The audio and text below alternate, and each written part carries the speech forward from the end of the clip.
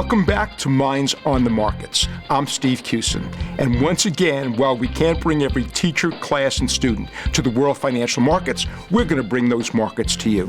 And our guest today is Mr. Rick Ketchum, who's the chairman and CEO of FINRA, the Financial Industry Regulatory Authority. Mr. Ketchum, thank you for being with us today. Securities Exchange Commission, NASD, NASDAQ, New York Stock Exchange, FINRA. You've done it all. Please tell us, how did you get started in the world of finance?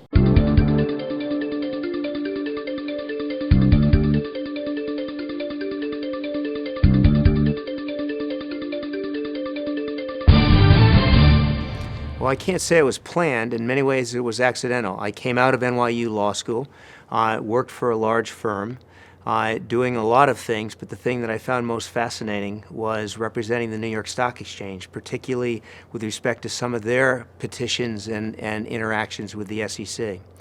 When I decided it was time for me to do something else besides work in a law firm, I found, by happenstance, a job at the SEC. That began my fascination with the securities industry and with the financial industry generally. Perhaps my most fortunate break was a year into my time at the SEC. I became involved in a study of the options markets. It was really the beginning of standardized options in the United States. There were sales practice problems, a lot of problems happening. The SEC declared a moratorium and did a study. Great thing about a study in a government agency is that the grand poobahs of the study think deep thoughts and go off. For 6 months, I got to spend time on the floor of the New York Stock Exchange, the floor of the Chicago Board Options Exchange, and up in the trading room of places like Merrill Lynch. When I got done after that year, I didn't know a lot about derivative pricing theory or about options trading, but compared to anybody at the SEC, I knew a ton. And that also locked into me the fact you could never be a good regulator unless you were really fascinated about the industry you regulated.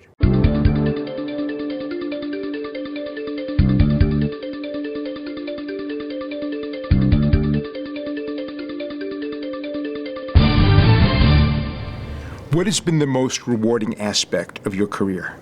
Well, I love two things. I love interacting with policy, and I love markets. And my time at the SEC, my time at both NASDAQ and the New York Stock Exchange, and now at FINRA has given me both chances. It's a chance to be able to interact from a policy standpoint to try to make markets better and more effective and serve investors better, and to provide investor protection and ensure market integrity. That's been incredibly rewarding, to have the chance to make a difference. Currently, you're chairperson and CEO of FINRA, the Financial Industry Regulatory Authority. One of its primary goals is to protect investors. Please explain how this is accomplished. We protect investors in a lot of ways. We adopt rules that put requirements in the industry as to how they sell products, how they sell securities to investors. We do examinations to make sure your firm is not ripping off investors, not treating them unfairly, not selling them unsuitable securities. We also do examinations to try to ensure that firms have financial integrity, that we don't ever get into the type of situation we experienced with the credit crisis again in 2008 and 2009. And finally, we do market surveillance, looking electronically at the trading activity that exists, that is occurring on exchange markets and fixed income markets, to try to make sure that that's happening without manipulative activity in a way that ensures market integrity.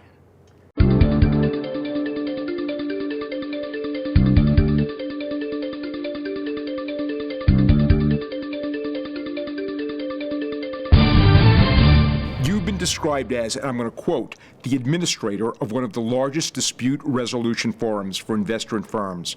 For our students, can you explain what this means to the financial market? Well, when your students hear dispute resolution, that may be confusing. They probably might recognize the term arbitration a little bit more. Basically, what we do is provide for investors of all sizes the ability to resolve their disputes with somebody in the industry, with a firm in the industry where they feel they've been mistreated, in a low-cost way that can allow them to get fair justice at a low cost at least relatively quickly.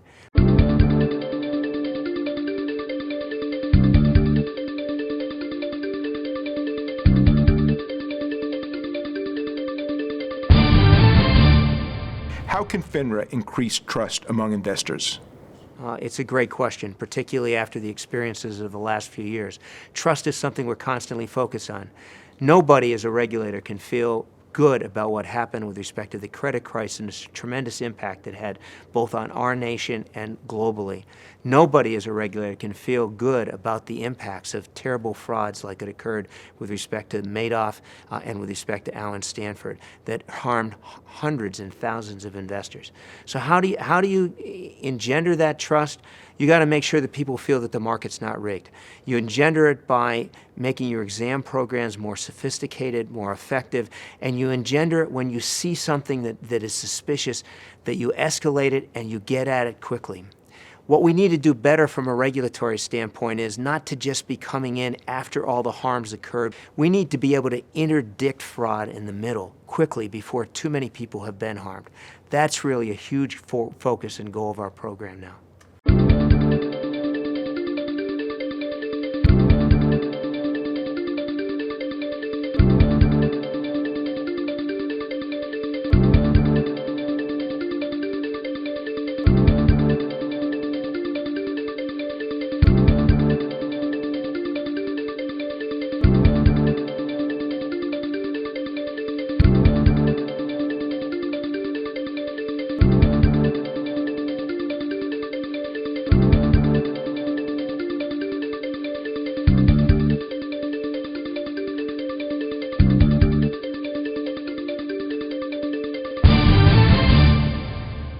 Are you at liberty to share some of the cases which you've dealt with?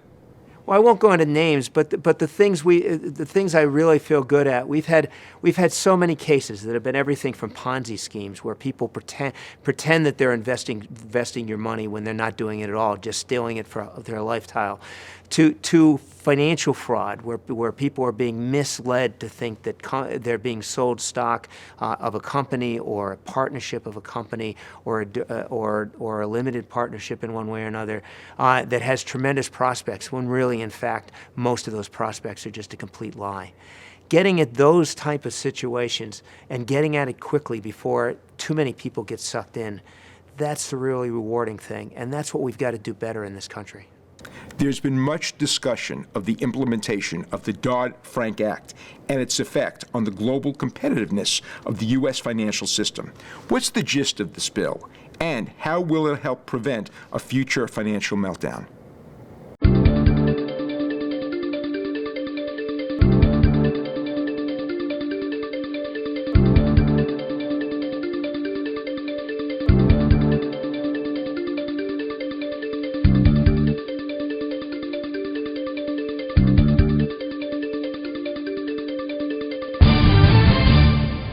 Well, the Dodd-Frank Act obviously was a response to the terrible problems that came out of the credit crisis, both concerns with respect to the financial impact and also the unfair treatment of customers as to the type of complicated securities that they were sold.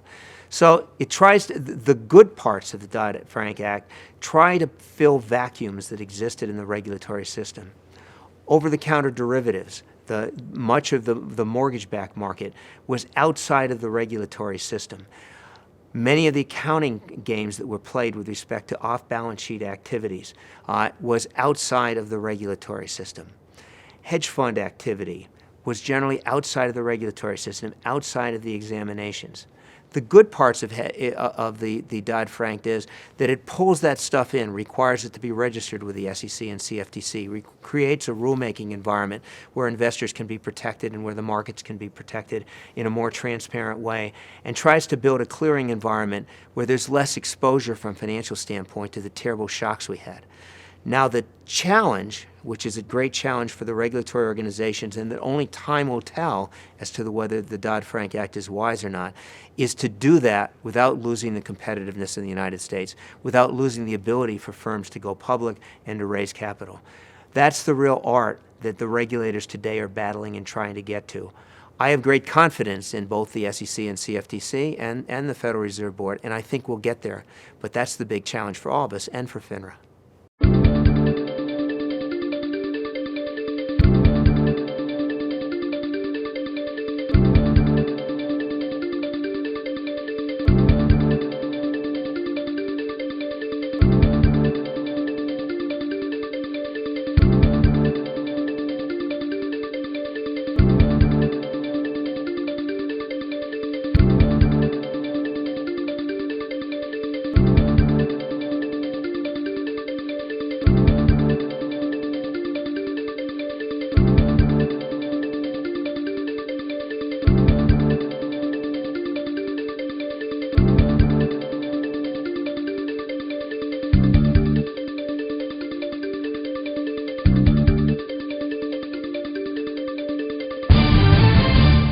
Mr. Ketchum, I read your biography, and references made to your involvement in, and I quote, emerging regulatory issues.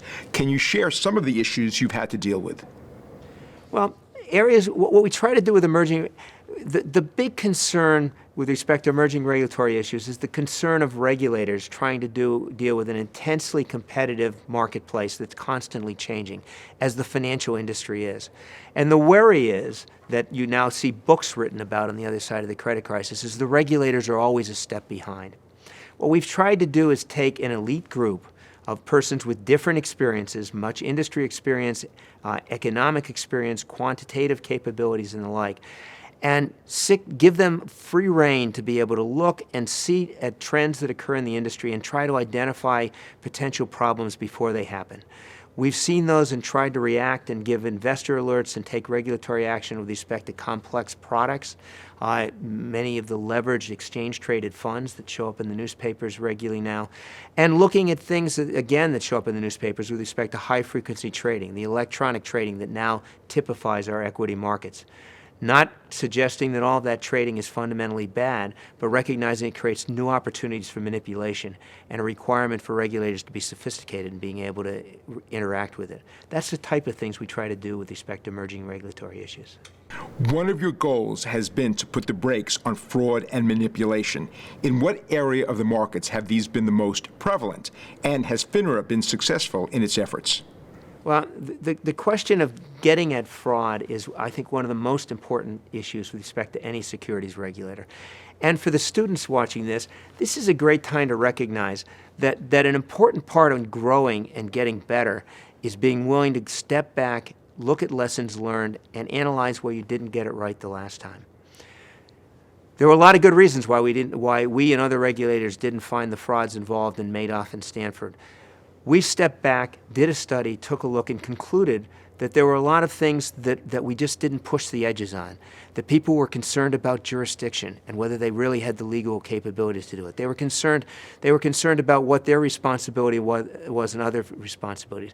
They were not communicating across our organization. What we've tried to build is a couple of things. One, a whistleblower group that raised its hand, and we say daily, we want to hear from you wherever you are, the public, the industry. When you see something, say something. Tell us. We care if you see something you think is suspicious. The second thing is within our organization to make sure that people are coordinating. We have a small group of sophisticated persons who've been battling fraud all their life. They coordinate across our organization to make sure that we react when we see issues that are suspicious and react quickly.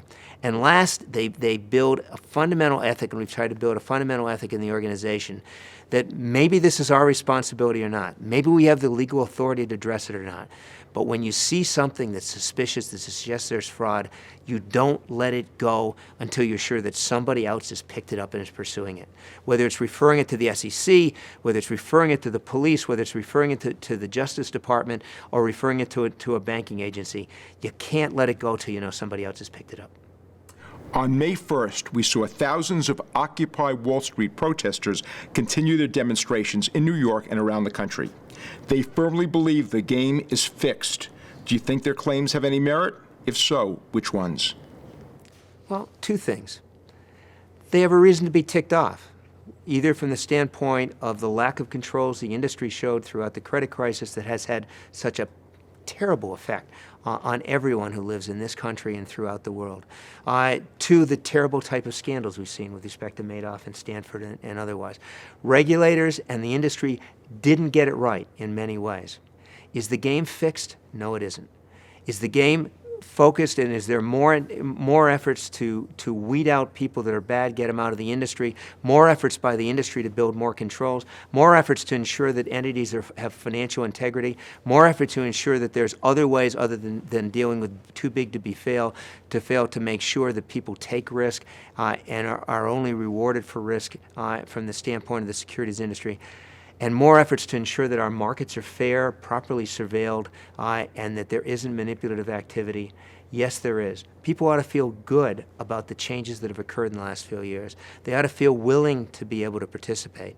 But there will always be risk. People should never forget that there's always risk in financial markets, and there will always be failures. All we can do is build controls to minimize those things. Investors have to take responsibility themselves as well and be suspicious and make sure they investigate before they invest. Everybody's got a responsibility, but everybody's got to get better, and nobody can be happy as to what's happened in the last 5 years. One of your objectives is to inform and educate the investing public.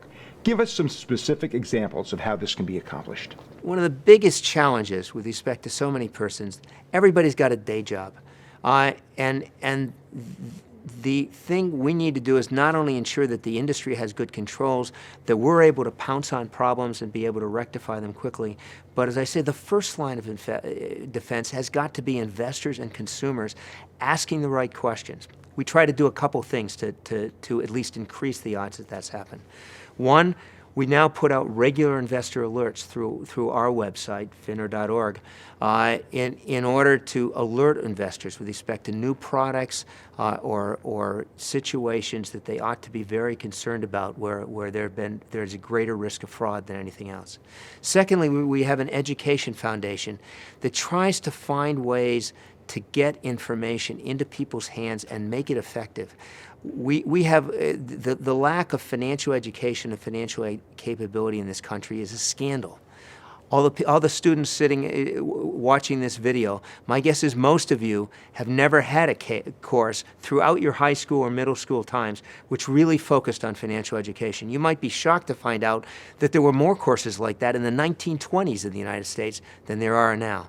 From the education system to the employers, to the regulators, we need to have as a national priority to give people financial capability, to understand the right questions to ask, to recognize the value of saving early, and to always be suspicious, always ask questions. If it sounds too good to be true, it almost always is. Mr. Ketchum, you're also on the board of Appleseed. What is Appleseed, and how does its work connect with FINRA? Well, I'm very passionate about Appleseed. Appleseed is a not-for-profit organization that basically provides a civil pro bono capability for lawyers throughout this country and Mexico as well. One example where Appleseed has made a real difference has been with respect to the issue of foreign remittances. We first worked in Appleseed to get up a set of best practices with respect to the banks to participate and many of the non-bank lenders to participate from the standpoint of transferring money overseas. We then worked with Congress to get, as part of the Dodd-Frank Act, new rulemaking capability with the new CFSB, the consumer organization that has become a part of the federal regulatory environment, to give them authority to put out a roadmap and rules to protect persons from the standpoint of foreign remittances. That's what Appleseed does. What it's helped me with respect to FINRA is recognizing how, with very little cash, but a great deal of passion, you can really make a difference in a variety of issues. And that's always a good lesson to learn.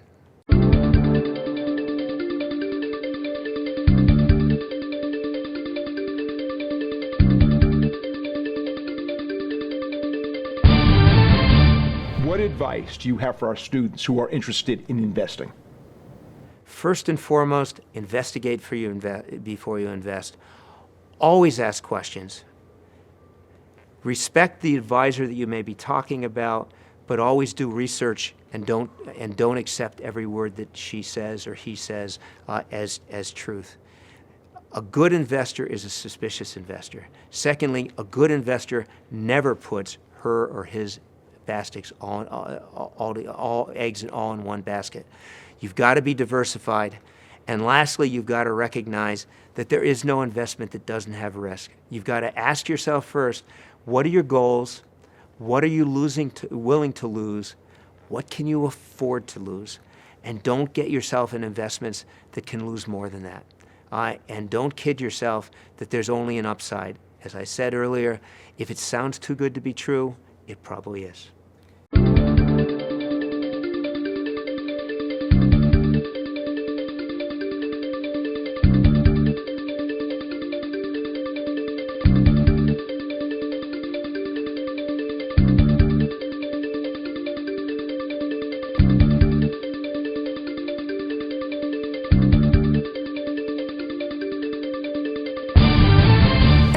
final question. What advice do you have for our students who are thinking about a career in finance? How should they be preparing now? Well, first, so I would encourage your students to think of moving into the world of finance, or for that standpoint, move of financial regulation. It is an area, I sit as a baby boomer, my entire generation is going to be dependent on the world of finance for the next 20 years to both provide for their family and to provide for their retirement. It will become more complex each generation down the road. This is an area where both you can earn a good living and you can really make a difference. What you need to do to prepare is a lot of the things that may not be the most appealing. You need strong math skills. You need to understand basic requirements and the discipline with respect to economics. You need to be fascinated with respect to what markets tick. Whatever part of the industry that you're involved with, you'll never be good at advising people unless you spend the time and do the homework with respect to investments, and unless you understand how our markets work and how the companies underlying those investments work. You can't really be valuable in advising people unless you understand the products you advise. And that's the last piece of it, is you've got to be confident of your ethical compass. When I talk with law students and business students, which hopefully you'll be down the road, what I say is, be aware that the problems in the financial industry that have occurred has not been about bad people doing bad things. It's been about good people doing bad things. When you get into a corporate environment, you will be under a great deal of pressure to produce. That's okay. Competition is what makes this country great. But keeping that ethical compass and understanding all the time that the first thing you have to ask is, why is this good for my client? Not how much money am I going to generate for my company? How much is this going to mean to us? Why is this good for my client? If you start with that question, whatever part of the financial industry you're involved with, you'll be well served. Thank you, Mr. Ketchum. Thanks, Steve. It's been great talking with you. And thank you, teachers and students, for inviting us into your classrooms. For Minds on the Markets, I'm Steve Kussin.